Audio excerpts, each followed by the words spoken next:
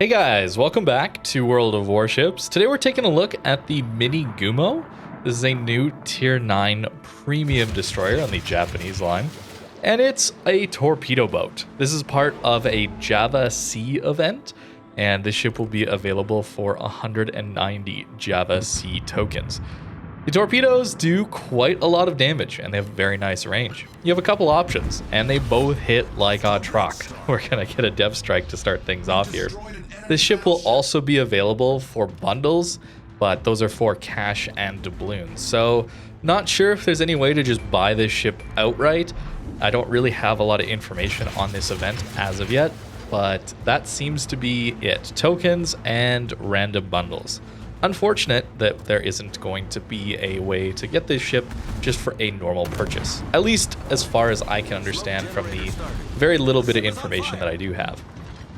What's important though with this ship is the second set of torpedoes here are extremely short range. So you gotta get very close to people, but they still hit extremely hard, nearly doing 21,000 damage. So that's our second dev strike within, 6 minutes of this game starting. So this is actually my very first game in this ship. I was having a pretty good time, as you can probably imagine, given how this has started. But these second set of torpedoes only have a 6.5 kilometer range, which isn't a lot. Fortunately, this ship has 5.4 kilometer detect, so we are very stealthy and have a little bit of a stealth torp window to use these with. They go quite quick as well at 77 knots base. With a few upgrades on your commander and your ship, you can get them up over 80 knots. So that is 21,000 alpha damage going over 80 knots. That's a lot. You can probably tell that the guns are not really all that good on this ship. Very, very long reload. Turret traverse is glacial and not really the main focus of this ship. You are a pure torpedo boat through and through. Of course, we also have some long-range torpedoes. That's going to be the key difference here compared to something like a Yugumo. You actually have the choice to use both your mid to long-range torps as well as these really short-range quick ones, whereas the Yugumo is going to have to choose between those in port. So this is nice to see. It would be pretty cool if Wargaming gave all ships the option to choose between different configurations at the start of games, similar to how World of Tanks allows you to choose different setups for your tank as you go into battle. I don't play that game really at all, but I do know that is a bit of a feature. It seems like with the Minegumo here, we're getting a little bit of that.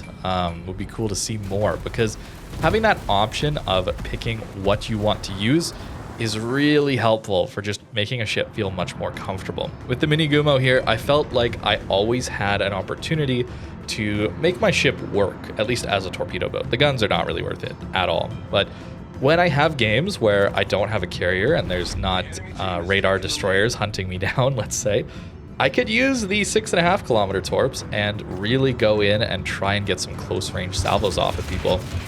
Whereas in games like this, where we're sort of getting pushed off the map, I can use the standard torps, which have 15 kilometers of range. These ones do 20,900 damage, so nearly that full 21,000. And they go 15 kilometers. You can see I got a little greedy to get some torps on the Nakamov there, and managed to do it. And then our Borgone gets that follow-up. Always feels good to have that carrier taken out like that. Unfortunately, it's still going to lead to a massive blowout in this one. So we are on a fighting retreat in this time. But we're going to try and use these really fast torpedoes against destroyers. A lot of the time, these ships, these Japanese these Japanese torpedo boats are a little helpless against the gunboats of this game, where with this ship and these really fast torpedoes we can swap to. The swap time, by the way, I think is 5.5 seconds, something like that. So really not all that bad. We can send some torps in to try and disrupt these enemy gunboats as they're chasing us down. Didn't hit any this time, but I have been noticing that these torpedoes do a pretty decent job against destroyers. And we're actually going to get a DD kill later on in this video with these torpedoes. It's a nice tool to have. Fortunately for us, we do have a smoke screen that allows us to go dark here.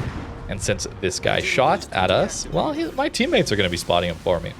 Even though the guns lack DPM, it's still worth using your guns in a ship like this. Yugumo, whatever. It's still worth using because the alpha damage is so high. We looked at Hayate the other day, and That ship, of course, has DPM and reload alongside high alpha damage, but still, that alpha damage hurts. And if you can get those free shots in, that is pretty powerful. Team does go down, though, so this one will end in a defeat. I'm not sure how different this ship really is from that Yugumo, aside from just having the luxury of swapping between the different types of torpedoes while in battle.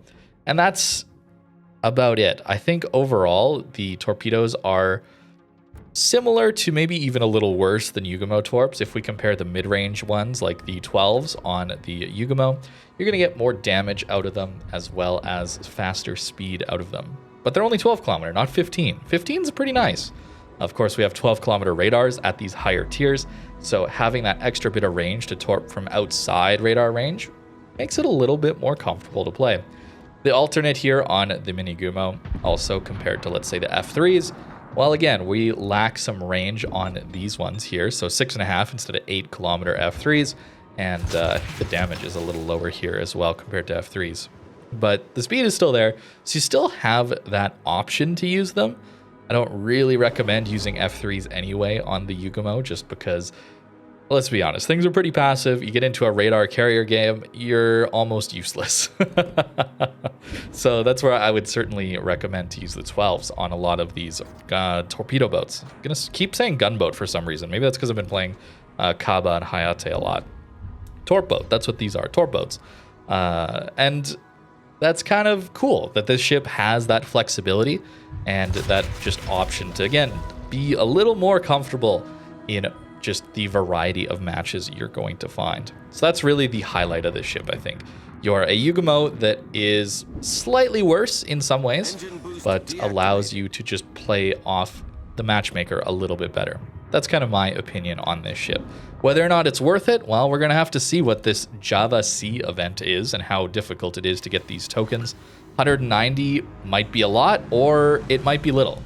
Can you earn that many tokens for free just by playing the game? Or can you earn like 20 tokens and the rest are purchased? I do not know yet. Wish again, this ship would be available for just a direct purchase for those who want it. Gonna say that every single time there's a premium ship release and it's only for special tokens or boxes. Really looking for that ability to just purchase it outright. That way it doesn't feel like a sunk cost decision or gambling decision, in my opinion. That's just kind of the thing here. Surprise at Katsuki here. Well, not really much of a surprise since we outspot him by like a kilometer or more for tier 7, man. But hey, that is pretty nice that this ship has such good concealment. I got a little off topic what I intended to talk about during these clips, but if you noticed, there was no radar and no carrier in this one. And just look at how quickly, at least earlier in this match, I was just able to push up to their spawn and just start dumping these fast torpedoes at them. I didn't really hit many of them, unfortunately. Maybe if you're better with the Torps than I am, you're going to do a better job, of course. But it's pretty powerful, just allowing you to just run into everyone. You're just outspotting everything, essentially, when there's no radar or carrier in the game. It's a very, very powerful ship when you have those matches. Still takes some skill to use, certainly, but hey, it's quite strong. A few more torps in on this Yugumo here. And what's the classic out of one of these torpedo boats, right? The classic is you pop a damage control with the torps, and of course, the first salvo gets a fire. Well, not unfortunately for us, not the first one, but the second salvo lands the fire. As a battleship player, it's kind of hilarious being on this side of that interaction. I'm not gonna lie. Unfortunate for that Yugumo, of course, but on this side, it feels pretty dirty having this level of concealment and then just being almost like this unkillable threat that just kind of lurks on the flank. Like there's really not much they can do about this, assuming I play with my concealment correctly. In this game, of course, we do have upwards of 84,000 spotting damage as well as getting a cap, which feels pretty good. And they're just worried about my torps, right? So this guy is just forced to bow in and then my teammates kill him, right? Very, very powerful. Not a lot of damage in that one, but that still netted us top score. So spotting damage, I guess, being rewarded a little bit more, which is really good for ships like this one. Now, pushing into caps, of course, if we outspot things, well, we want to go after the caps.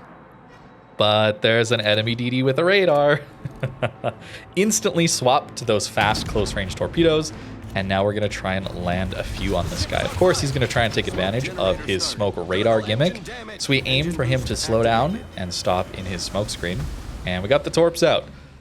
Fortunately for us, that they're pretty quick. They get up on you. I think maybe he just wasn't expecting them. Certainly, once this ship is more known, I think then you're going to see less of this happen, but that's a lot of damage into that DD. That's the other tier 9 destroyer in this game, right? That's a very powerful ship that we want to be taking out here. Notice we were radared, but that I think was the Alaska radar. And now that we're outside of Alaska radar range, that DD pops his radar, and we managed to just barely get away from him. But that was a flood. So we take him out just right away. It's pretty scary, man. If you're going to come chasing after this ship. They're fast torpedoes. Sure, they don't have the best concealment, but they're quick and they do a ton of damage is the other thing. You just can't make a mistake against them.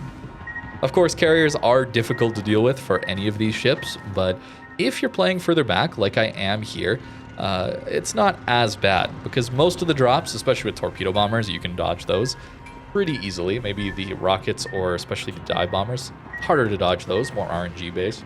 But it's the spotting oftentimes that's going to get you killed when you're facing a carrier. So if you play further back, you should be able to deal with it most of the time. Of course, if he wants you dead, you're going to die.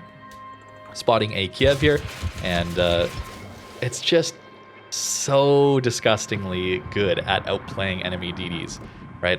If you have any sort of team help where they just can't charge you down, you just dictate the entire engagement here. So as soon as this guy turns away, starts looking at someone else, well, I may as well open up. I have my smoke that I can use to get away from him, but just look at that alpha damage. Sure, the reload's not good, but the alpha damage is pretty spicy. And we do manage to take out the Kiev there and get ourselves another destroyer kill. That's powerful, man. It's important to know how to use your concealment to your advantage, though. You don't want to always open up on DDs, but there are times where you can use that as just a way to get a massive advantage over someone playing a much stronger, more powerful DD as far as guns are concerned. Enemy carrier coming overhead, of course, going to use our smoke screens. I'm intentionally taking Superintendent actually as well, just to get ourselves a few more smoke screens so that I can use them a little more easily or not feel like I'm wasting a resource. I'm just going to pop it anytime that I feel like I could be in danger.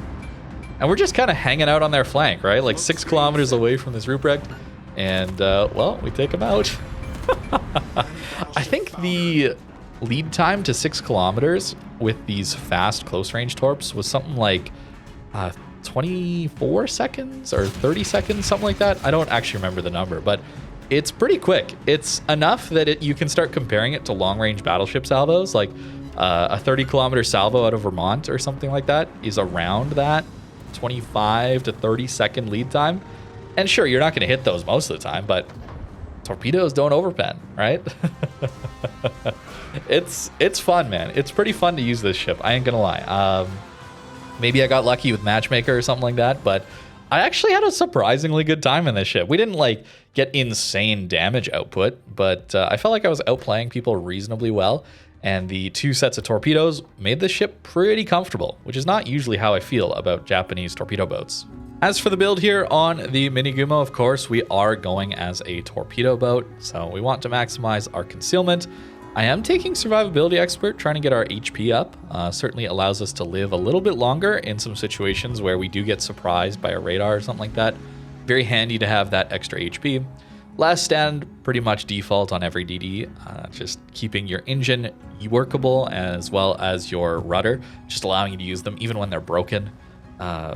Makes you live a lot more. It's a very, very important skill to have. Preventive maintenance also just to keep things alive a little bit more.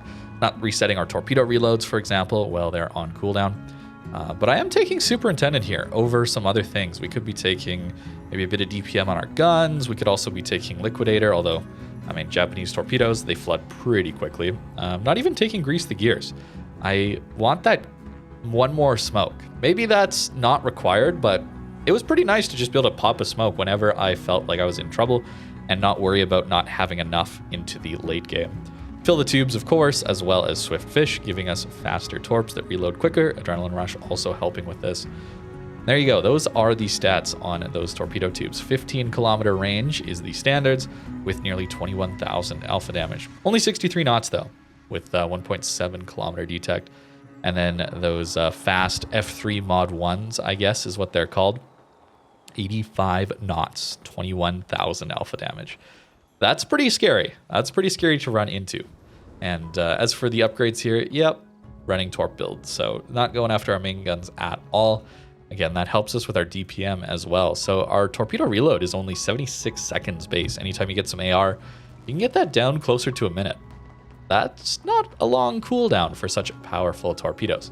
So if you're into Torp boats, maybe this one is worth getting. However, I don't know how easy it's going to get. And it'd be pretty unfortunate to see this one locked behind loot boxes, for example. Hopefully the event isn't too bad, and there are ways to earn a lot of tokens for free. I guess we will see over time. But that is going to do it for my first impressions of the Minegumo. I hope you guys enjoyed it. Thank you very much for watching, and have a great rest of your day.